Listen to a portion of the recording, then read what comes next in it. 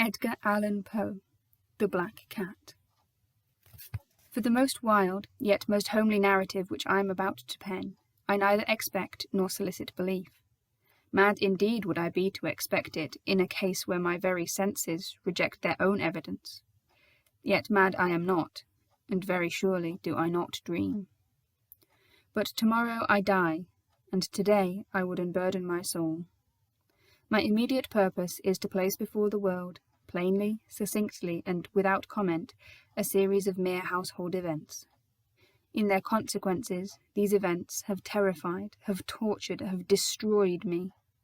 Yet I will not attempt to expound them. To me they have presented little but horror. To many they will seem less terrible than barroques. Hereafter, perhaps, some intellect may be found which will reduce my phantasm to the commonplace. Some intellect more calm, more logical, and far less excitable than my own, which will perceive, in the circumstances I detail with awe, nothing more than an ordinary succession of very natural causes and effects. From my infancy I was noted for the docility and humanity of my disposition. My tenderness of heart was even so conspicuous as to make me the jest of my companions. I was especially fond of animals, and was indulged by my parents with a great variety of pets. With these I spent most of my time, and never was so happy as when feeding and caressing them. This peculiarity of character grew with my growth, and, in my manhood, I derived from it one of my principal sources of pleasure. To those who have cherished an affection for a faithful and sagacious dog, I need hardly be at the trouble of explaining the nature or the intensity of the gratification thus derivable. There is something in the unselfish and self-sacrificing love of a brute, which goes directly to the heart of him who has had frequent occasion to test the paltry friendship and gossamer fidelity of mere man. I married early, and was happy to find in my wife a disposition not uncongenial with my own. Observing my partiality for domestic pets, she lost no opportunity of procuring those of the most agreeable kind. We had birds, goldfish, a fine dog, rabbits, a small monkey, and a cat. This latter was a remarkably large and beautiful animal, entirely black, and sagacious to an astonishing degree.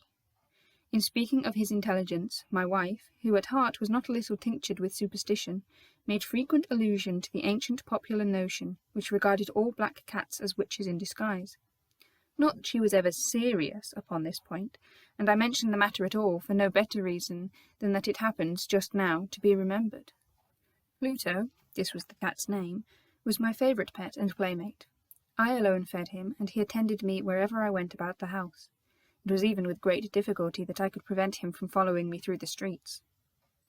Our friendship lasted, in this manner, for several years, during which my general temperament and character, through the instrumentality of the fiend intemperance, had, I blush to confess it, experienced a radical alteration for the worse.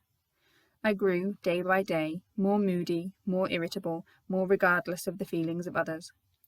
I suffered myself to use intemperate language to my wife. At length I even offered her personal violence. My pets, of course, were made to feel the change in my disposition. I not only neglected, but ill-used them. For Pluto, however, I still retained sufficient regard to restrain me from maltreating him, as I made no scruple of maltreating the rabbits, the monkey, or even the dog, when, by accident or through affection, they came in my way. But my disease grew upon me, for what disease is like alcohol? And at length even Pluto, who was now becoming old and consequently somewhat peevish, even Pluto began to experience the effects of my ill temper. One night, returning home much intoxicated from one of my haunts about town, I fancied that the cat avoided my presence.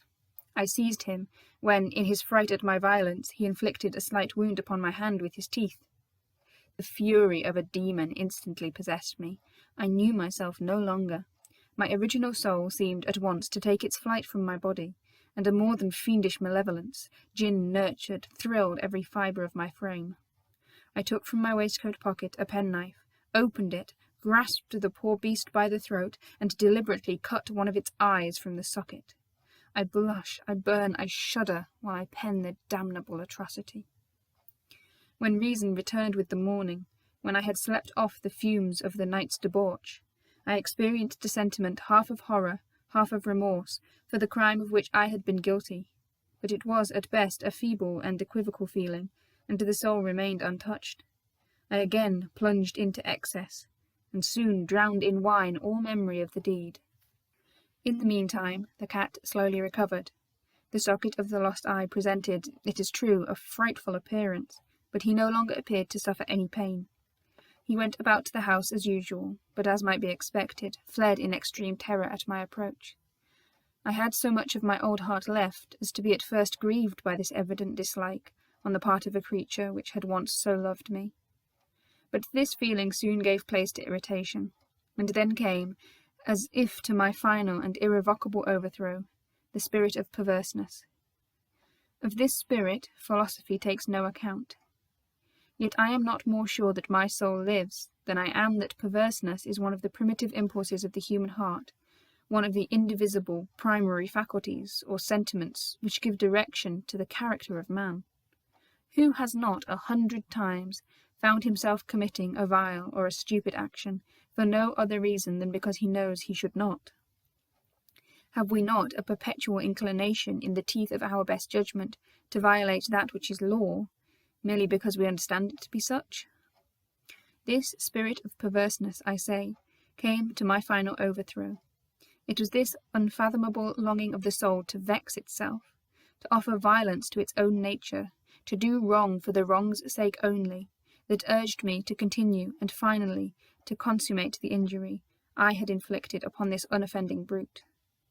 One morning, in cold blood, I slipped a noose about its neck and hung it to the limb of a tree, hung it with tears streaming from my eyes and with the bitterest remorse at my heart, hung it because I knew that it had loved me, and because I felt it had given me no reason of offence, hung it because I knew that in so doing I was committing a sin, a deadly sin that would so jeopardize my immortal soul as to place it, if such a thing were possible, even beyond the reach of the infinite mercy of the most merciful and most terrible God. On the night of the day on which this most cruel deed was done, I was aroused from sleep by the cry of fire. The curtains of my bed were in flames. The whole house was blazing. It was with great difficulty that my wife, a servant, and myself made our escape from the conflagration. The destruction was complete. My entire worldly wealth was swallowed up, and I resigned myself thenceforward to despair. I am above the weakness of seeking to establish a sequence of cause and effect between the disaster and the atrocity, but I am detailing a chain of facts, and wish not to leave even a possible link imperfect. On the day succeeding the fire, I visited the ruins. The walls, with one exception, had fallen in. This exception was found in a compartment wall, not very thick, which stood about the middle of the house, and against which had rested the head of my bed. The plastering had here, in great measure, resisted the action of the fire, a fact which I attributed to its having been recently spread. About this wall a dense crowd were collected, and many persons seemed to be examining a particular portion of it with very minute and eager attention. The words "strange," "singular," and other similar expressions excited my curiosity. I approached and saw, as if graven in bas relief upon the white surface, a figure of a gigantic cat. The impression was given with an accuracy truly marvellous. There was a rope about the animal's neck. When I first beheld this apparition, for I could scarcely regard it as less, my wonder and my terror were extreme. But at length reflection came to my aid. The cat, I remembered, had been hung in a garden adjacent to the house. Upon the alarm of fire, this garden had been immediately filled by the crowd, by some one of whom the animal must have been cut from the tree and thrown through an open window into my chamber. This had probably been done with the view of arousing me from sleep. The falling of other walls had compressed the victim of my cruelty into the substance of the freshly spread plaster, the lime of which, with the flames and the ammonia from the carcass, had then accomplished the portraiture as I saw it. Although I thus readily accounted to my reason, if not altogether to my conscience, for the startling fact just detailed, it did not the less fail to make a deep impression upon my fancy. For months I could not rid myself of the phantasm of the cat, and during this period there came back into my spirit a half-sentiment that seemed, but was not, remorse. I went so far as to regret the loss of the animal, and to look about me, among the vile haunts which I now habitually frequented, for another pet of the same species and of somewhat similar appearance, with which to supply its place. One night, as I sat half stupefied in a den of more than infamy, my attention was suddenly drawn to some black object reposing upon the head of one of the immense hogsheads of gin or of rum, which constituted the chief furniture of the apartment. I had been looking steadily at the top of this hogshead for some minutes, and what now caused me surprise was the fact that I had not sooner perceived the object thereupon. I approached it and touched it with my hand. It was a black cat, a very large one, fully as large as Pluto, and closely resembling him in every respect but one. Pluto had not a white hair upon any portion of his body, but this cat had a large, although indefinite, splotch of white, covering nearly the whole region of the breast. Upon my touching him, he immediately arose, purred loudly, rubbed against my hand, and appeared delighted with my notice. This, then, was the very creature of which I was in search. I at once offered to purchase it of the landlord, but this person made no claim to it, knew nothing of it, had never seen it before. I continued my caresses, and when I prepared to go home, the animal evinced a disposition to accompany me. I permitted it to do so, occasionally stooping and patting it as I proceeded. When it reached the house, it domesticated itself at once, and became immediately a great favourite with my wife. For my own part, I soon found a dislike to it arising within me. This was just the reverse of what I had anticipated, but, I know not how or why it was, its evident fondness for myself rather disgusted and annoyed me. By slow degrees these feelings of disgust and annoyance rose into the bitterness of hatred. I avoided the creature. A certain sense of shame, and the remembrance of my former deed of cruelty, prevented me from physically abusing it. I did not, for some weeks, strike or otherwise violently ill-use it, but gradually, very gradually, I came to look upon it with unutterable loathing, and to flee silently from its odious presence, as from the breath of a pestilence.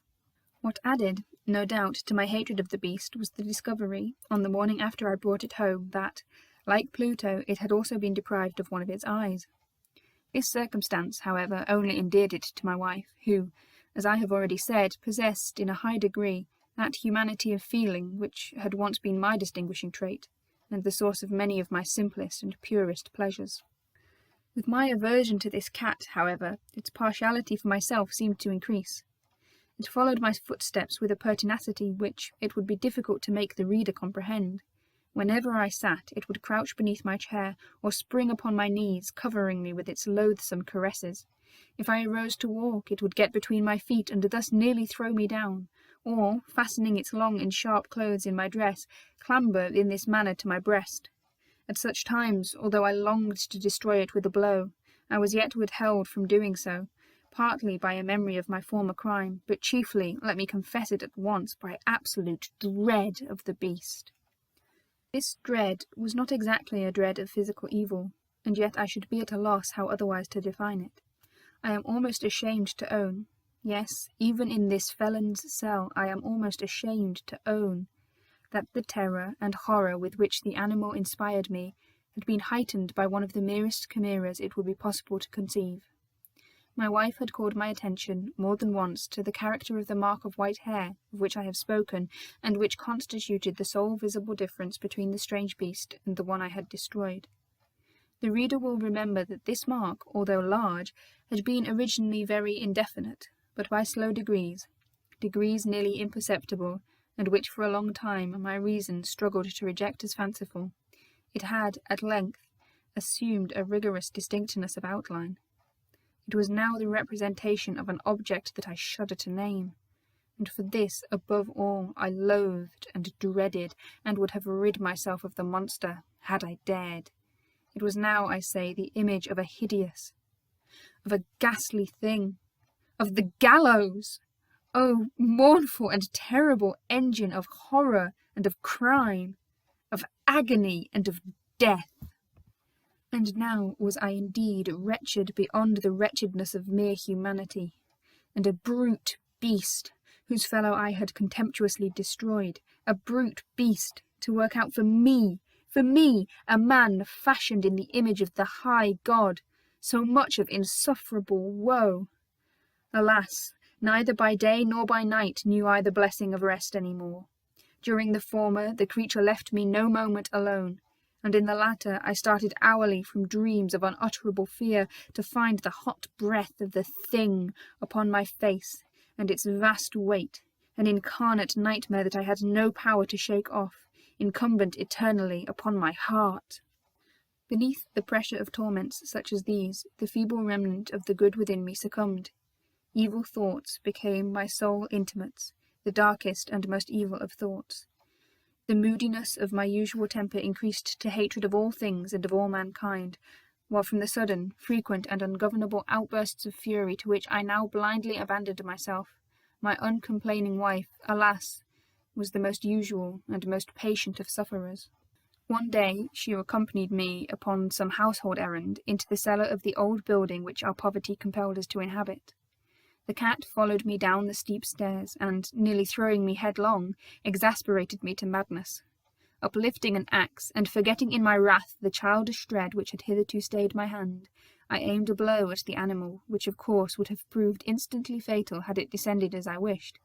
But this blow was arrested by the hand of my wife. Goaded by the interference into a rage more than demoniacal, I withdrew my arm from her grasp and buried the axe in her brain. She fell dead upon the spot, without a groan. This hideous murder accomplished, I set myself forthwith, and with entire deliberation, to the task of concealing the body. I knew that I could not remove it from the house, either by day or by night, without the risk of being observed by the neighbours. Many projects entered my mind. At one period I thought of cutting the corpse into minute fragments and destroying them by fire. At another I resolved to dig a grave for it in the floor of the cellar. Again I deliberated about casting it in the well in the yard, about packing it in a box as if merchandise, with the usual arrangements, and so getting a porter to take it from the house.